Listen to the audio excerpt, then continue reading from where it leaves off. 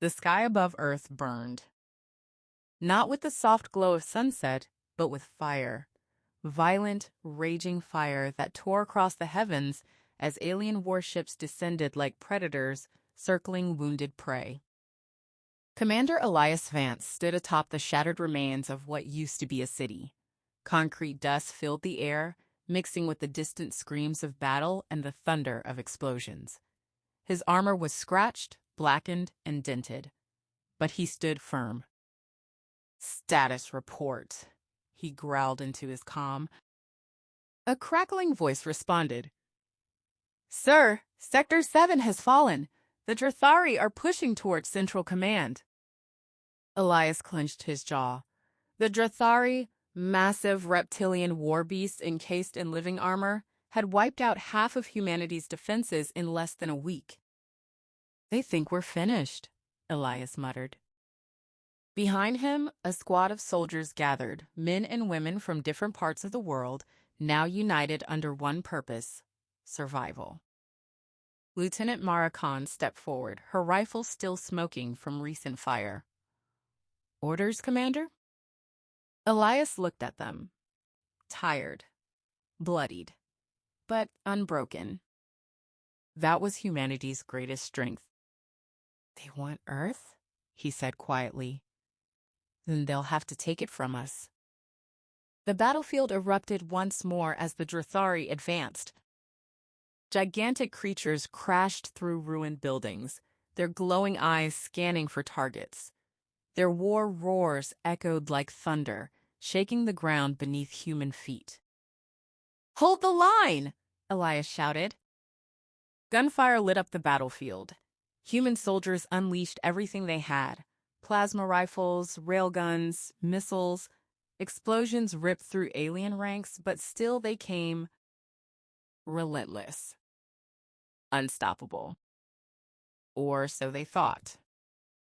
Mara ducked behind cover as a massive Drathari slammed into the ground just meters away. It roared, its jaws snapping, its claws tearing through steel like paper. "Commander!" she yelled. "We need heavy support!"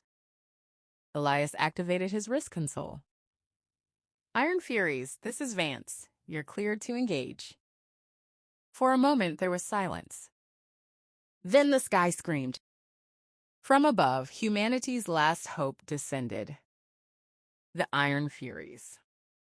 Massive mechanized warsuits, each towering over buildings, armed with weapons capable of leveling entire battlefields.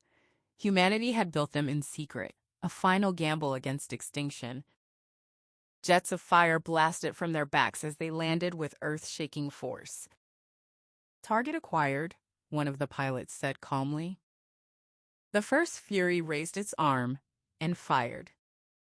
A beam of pure energy cut through the battlefield, slicing a Drathari in half.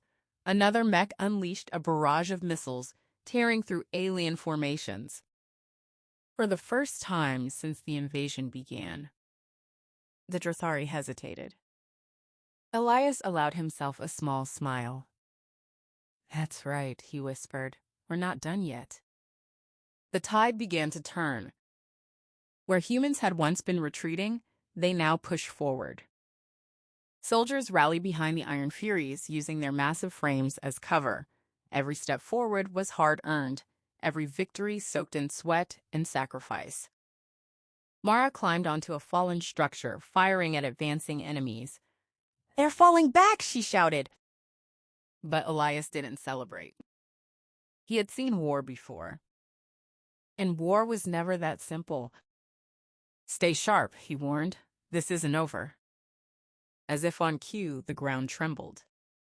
Then cracked. Something bigger was coming. The earth split open as a colossal Drathari warlord emerged, a creature unlike anything they had faced before. Its body was covered in thick, glowing armor, its eyes burning like molten fire. Even the Iron Furies seemed small in comparison. "Commander," Mara whispered, fear creeping into her voice. "What is that?" Elias stared at the monster. "That," he said slowly, "is their king." The Drathari warlord roared, a deafening sound that silenced the battlefield. Then it charged. Focus fire, Elias commanded. The Iron Furies unleashed everything they had. Beams, missiles, cannon fire. The explosions engulfed the warlord in flames. For a moment, it disappeared. Hope flickered. Then it stepped out of the fire. Unharmed. Impossible, someone whispered. The warlord raised its massive arm and slammed it into one of the Iron Furies, sending the mech crashing into the ruins. Another Fury fired point blank, but the creature grabbed it, tearing through its armor with terrifying ease. Elias felt it then. Not fear, but anger. They think strength is enough, he said. Mara looked at him. What are you thinking? Elias removed his helmet, revealing a face marked by battle and determination. They don't understand humanity. He opened a direct channel.